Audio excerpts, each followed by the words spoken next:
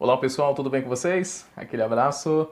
Nesta videoaula falaremos sobre a deriva continental e a tectônica de placas. Hoje sabemos que os terremotos e abalos sísmicos são resultado das forças endógenas do planeta. Mas antigamente, quando não se tinham esses estudos avançados, os povos antigos atribuíam a esses terremotos e esses abalos sísmicos como castigos das divindades, como um exemplo da mitologia grega, onde que acreditavam que os terremotos e os maremotos seriam aí a fúria de Poseidon, Zeus e outros deuses da época. Com o passar dos anos, percebeu-se que haveria uma comprovação científica para tal fato.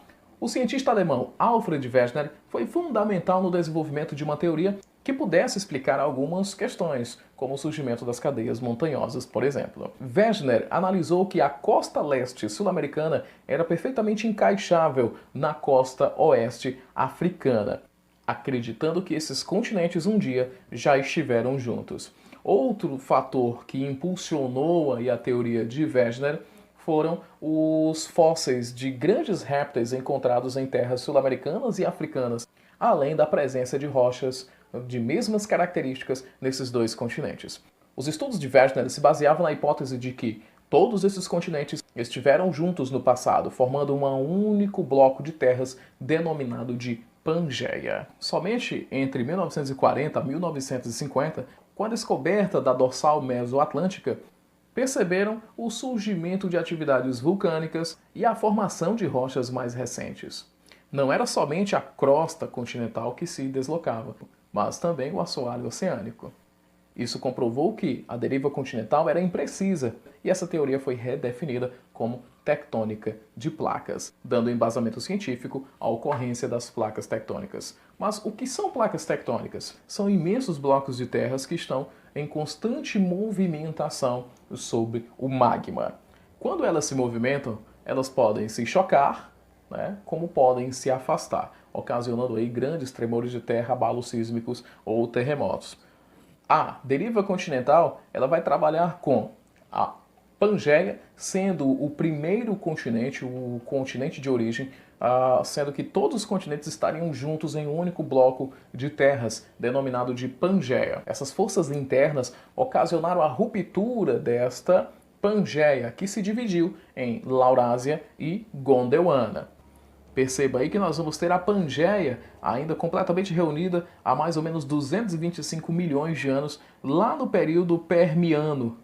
Logo após a separação da Pangeia, nós vamos ter aí a Laurásia e a Gondwana, há mais ou menos 200 milhões de anos. A Laurásia seria uma espécie de terras da Europa, da Ásia e da América do Norte. E a Gondwana ficando aí com a América do Sul, e também a Antártida, dentre outras regiões, como a própria Índia.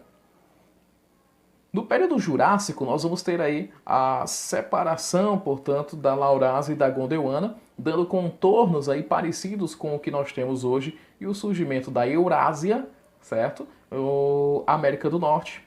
E aí, portanto, já quase configurado nos continentes atuais, e isso há mais ou menos 144 milhões de anos no período Jurássico. E nós vamos ter ainda no Cretáceo, a América do Norte se separando da Eurásia. Nós temos aí a configuração dos dias atuais com os 6 continentes do planeta. Voltando a falar de placas tectônicas, elas têm as suas bordas. O término de uma placa e o início de outro determinam os limites de placas. Sendo assim, nós vamos ter 3 tipos de limites. Quando uma placa se choca com uma outra, nós temos um limite convergente. Nós temos 2 placas que se encontram. Elas estão em sentidos opostos e acabam se chocando. Esse tipo de limite é denominado de limite convergente. Detalhe, gente, a placa mais densa e de maior tamanho vai mergulhar sobre a menos densa. E soerguer, nós vamos ter aqui uma subducção. É um exemplo aí de surgimento das cadeias montanhosas no limite convergente. Quando as placas se afastam, nós temos o limite divergente. Cada um vai para um lado, e aí nós temos esse limite denominado divergente. O terceiro limite é o limite transformante. Nós citamos o exemplo né, do limite convergente, as cadeias montanhosas, Cordilheira dos Andes, por exemplo. Um exemplo do limite divergente é justamente a dorsal mesoatlântica. Já o limite transformante é quando essas placas deslizam lateralmente uma na outra. E o exemplo mais famoso desse tipo de limite, do limite transformante, está justamente na Califórnia, nos Estados Unidos, com a falha de San Andreas. É válido lembrar, gente, que vocês devem ficar atentos a dois nomezinhos super importantes, né, que são aí a orogênese e a epirogênese, que vão estar mais ou menos associados também aos processos endógenos do planeta, como o vulcanismo e o tectonismo. A orogênese significa, pessoal, a geração de montanhas, tá? E é um processo em que as placas são pressionadas e geram dobras nas bordas dos continentes, ocasionando aí o surgimento aí de elevações. A epirogênese é um processo em que as placas são pressionadas e assim ocorre um movimento lento da crosta continental ou de grande parte dela, né, que pode ser positivo, pode ser negativo. O oceano pode avançar sobre a área continental ou ele pode recuar sobre essa área continental.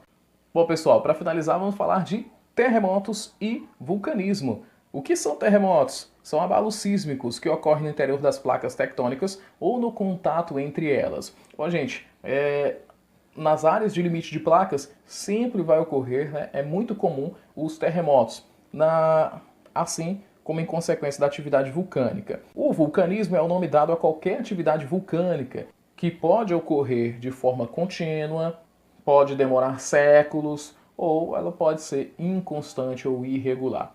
Nós vamos ter vulcões ativos e vulcões inativos. Bom, pessoal, sobre os tremores de terra e os abalos sísmicos, ou até mesmo os terremotos, dois nomes são muito importantes nessa análise: hipocentro e epicentro. O hipocentro é o local de origem desse tremor. Pode ser, né, no limite entre duas placas tectônicas. Tá? Essas ondas sísmicas vão se propagar e o local onde ela afetar a superfície com mais força será denominado de epicentro. Então nós temos hipocentro no local de origem do tremor e epicentro no local onde ela atinge a superfície com muita intensidade, causando aí grandes prejuízos às populações, até mesmo levando à morte de várias pessoas. Esses abalos eles são mais comuns em áreas próximas aos limites de placas, o que leva à explicação de no Brasil não termos terremotos de alta escala. Claro que acontece alguns abalos sísmicos, mas quando elas chegam no território brasileiro já vem com menos força, já que nós estamos localizados bem ao centro da placa sul-americana, diferentemente do Chile, que está na borda, né, da placa sul-americana com a de Nazca, e que lá no território chileno é mais comum, é muito comum a ocorrência de terremotos. Bom, pessoal, e assim finalizamos essa videoaula. Obrigado a todos, fiquem com Deus e até a próxima.